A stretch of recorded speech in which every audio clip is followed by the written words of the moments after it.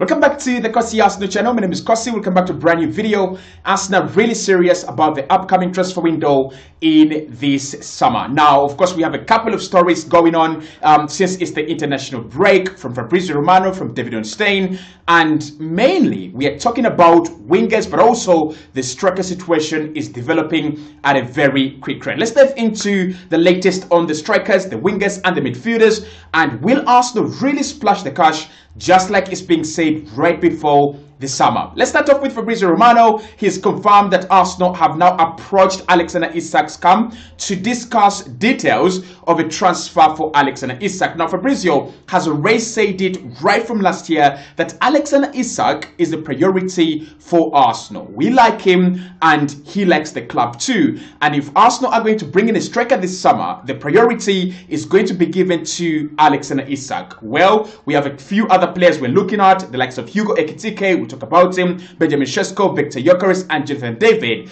But as per Mikel Arteta, he wants Alexander Isak in pole position. Now, Fabrizio on his YouTube channel, he revealed that Arsenal approached the camp of the player to try and sound out a move to see whether it's possible for us to get a deal done for Alexander Isak. Now, of course, we know it's not going to be easy, with Liverpool also this week coming up to say, we want the player, we want to sign him as well. So two clubs, as far as we understand now, want Alexander Isak. Arsenal, who have already shown interest right from 2022, and Liverpool, who are losing Van Dijk, Trent, and Salah. They want a remarkable window, and I think Alexander Isak is going to be one of the players that Liverpool are going to try and really get. I mean, they will have the money. They didn't spend any money in January. They didn't spend any money in the summer. So if I'm thinking right, Liverpool have the money, about 150 million, to go and splash on Alexander Isak. Newcastle this week as well, they have been reported to still hold their position. They don't want to sell. All this international break, there's been a lot of talk, there's been a lot of negotiation in the media, but Newcastle are saying, we won't bow. We don't want to sell Alexander Isak, and that is the position. But the player is saying he doesn't want to sign a new deal. Some of the things that we're hearing from very credible sources are saying that Alexander Isak as a player doesn't really want to renew with Newcastle, especially now that they might not get the UEFA Champions League coming. He might actually decide to stay away from the club altogether. So it's a very complicated situation, but at least the development is that Arsenal have now reached out to the camp to understand whether a deal is possible on the player side.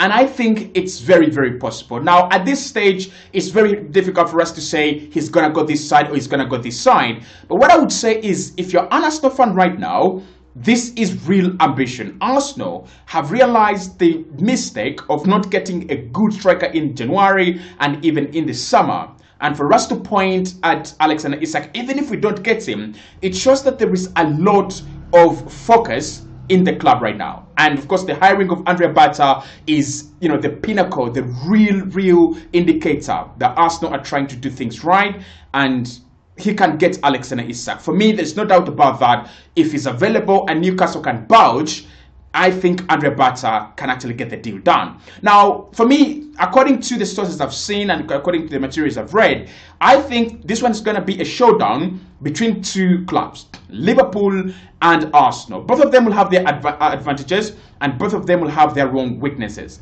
With Liverpool, obviously, they will be champions of the Premier League if nothing changes. And I think the big advantage they have there is, if you're Alexander Isak, you want to go and join the champions. They also have a very good project, but the problem is that they're losing the creme de la creme, and maybe a player like Alexander Isak might be skeptical and ask, if you're losing Alisson very soon, and you're also losing Virgil van Dijk in the same summer, and you're also losing the Trent, and you're losing Salah, maybe this is a watered down version of Liverpool. Arsenal, on the other side, our problem has always been investment. So if we are bringing in a player like Alexander Isak, and we are promising that in the same summer we are going to get maybe Bruno Guimaraes or maybe Martin Zubimendi, and then we add Hugo Ekitike, Nico Williams as well, it looks like Arsenal have their own advantage in this deal too.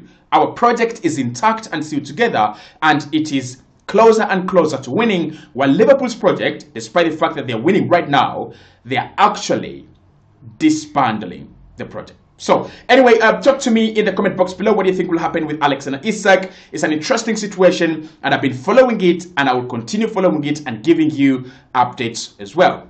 But as we follow the Alexander Isak situation, the Martin Zubimendi situation has changed, and not in Arsenal's favor. Now, I reported right from January that Arsenal were in pole position to sign Martin Zubimendi. Everything was possibly done. Arsenal had agreed personal terms with the player, and we had also agreed a deal with Real Sociedad. But all this was verbal. So it's easy for Martin Zubimendi to go back on his word, and it's also easy for Real Sociedad to go back on their word as well. Real Madrid this week, according to multiple sources, have stepped up their interest in Martin Zubimendi, and they have tried to reach out to the player and reach out to Real Sociedad too to try and get a deal done. Now, hey, listen, I am not saying it's over. I'm not saying Arsenal are not going to get their target. I'm saying when Madrid are knocking on the door, you've got to be very skeptical. And I'm not really surprised that Arsenal at the moment are looking to bring in Bruno Guimaraes as an alternative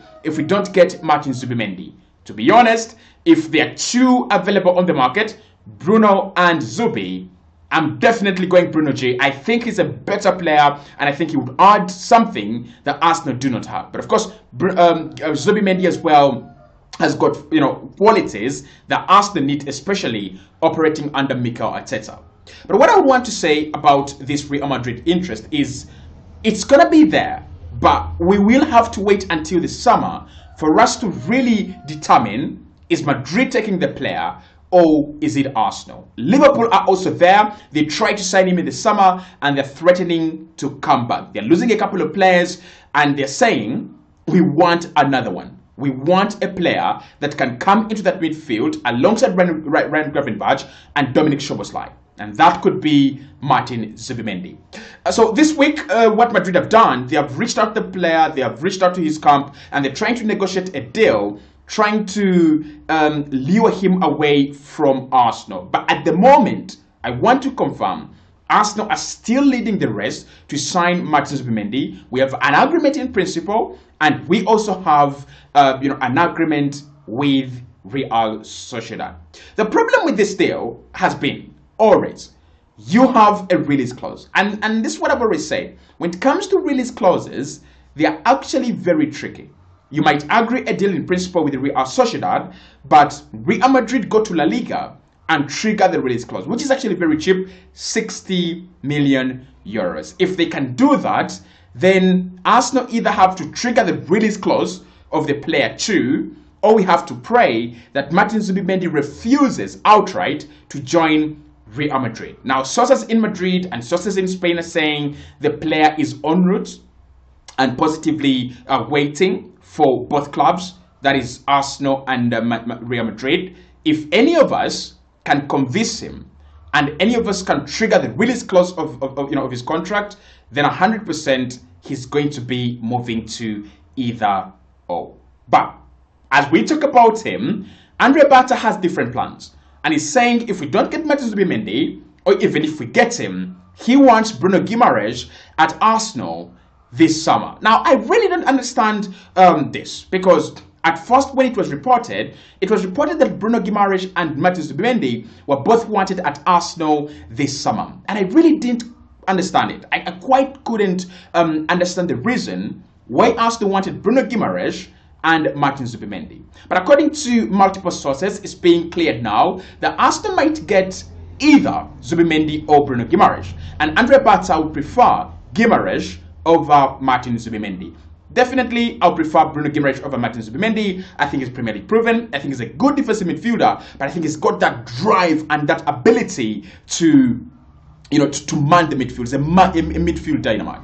The thing with Martin Zubimendi, though, is he's one of those highly intelligent, highly technical midfielders who literally almost get each and every decision they make right in midfield. I mean, think about him like a Sergio Busquets kind of like player. He's that good. He's really that good. So what should happen with Bruno Guimaraes and Zubimendi? Let me know. Should Arsenal give up on Zubimendi and pursue Bruno Guimaraes as a deal? I don't know, but I would like to say that when it comes to Guimaraes, the price being quoted is around 80 million euros. Newcastle don't want to sell, they want to keep their best players around, but this is the second summer that clubs are trying to knock on the door for either Isak or Bruno J. And with financial fair play and all these financial constraints on clubs, I won't be surprised if Castle actually end up selling Bruno Guimaraes or Alexander Isak or both in order for them to revamp their squad and invest in a rebuild. Arsenal are looking at alternative strikers apart from alternative midfielders, and Hugo Ekitike is one of them. Now, with Hugo Ekitike, there is a lot of buzz on this guy. Liverpool, Bayern, Arsenal, wherever. Every club that's looking for a striker is thinking about Hugo Ekitike. And credit to him, the guy has actually, turned his career around from PSG, where he looked like a second striker without options, to going to Frankfurt, and this season he's already scored 20 goals and he's already assisted more than 5 in competition. So that shows you that Hugo Ekitike this season is one of the players that we are going to be watching in the summer. Now, he's going to cost around 60 million pounds to 70 million pounds. That is a good price, and if you look at all the other strikers on the market, that is the price that they're actually going for. I mean, Šeško around 80 million euros, Ekitike 80 million euros, and then think about Gyökeres about 60 to 70 million euros as well. So that is the bracket. The only question I have with Hugo Ekitike, are Arsenal just excited about the season he has just had with Frankfurt in Germany, or is he a player that we have actually followed for quite some time? I don't know. We'll find out later as the deals progress. Victor Gyökeres is another player that has come into the news around Arsenal in this international break. And with Victor Gyökeres, Arsenal have scheduled a meeting with his agent, who is a very good friend of Mikel Arteta.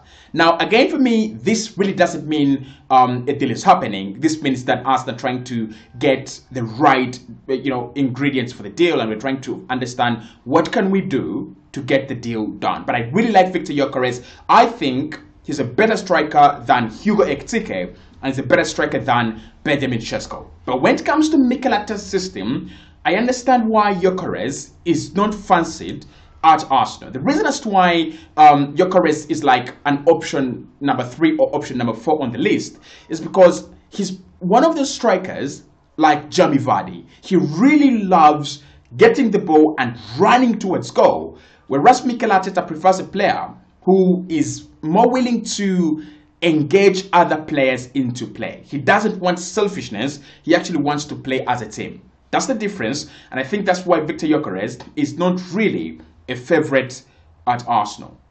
And we have a free deal that we can exploit as well, and this has been reported by a very credible source in Fabrizio Romano, that Arsenal are looking at Jonathan David. Not that we are getting close, or not that the deal is close, but he's a free agent in the summer, and Arsenal are looking at him. Now, we were told a little bit earlier on in January that Arsenal will be keeping their powder dry because they might be going for around 2 strikers in the summer.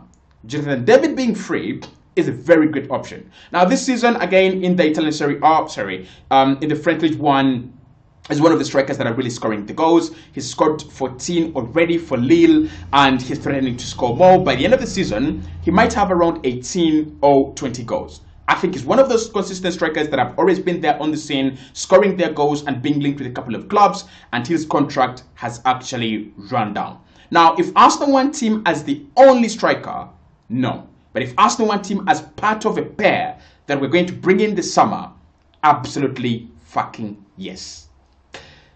Without creativity, Arsenal will not score goals.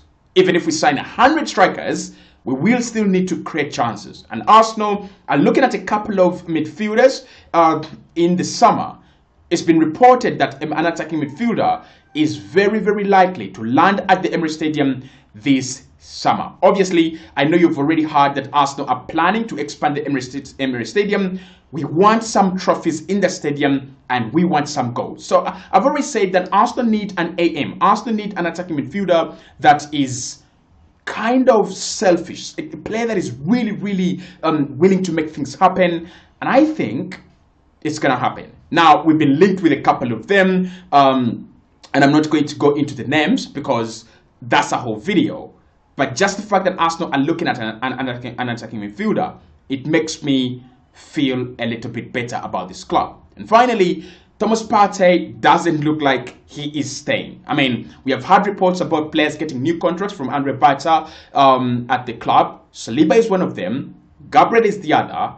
And we've also had Saka, Nwaneri, and Miles Lewis-Kelly. But we have not had Thomas Partey. Now, anything could happen. Things could change. Because Arsenal are going to go into a summer where we might have to spend a lot.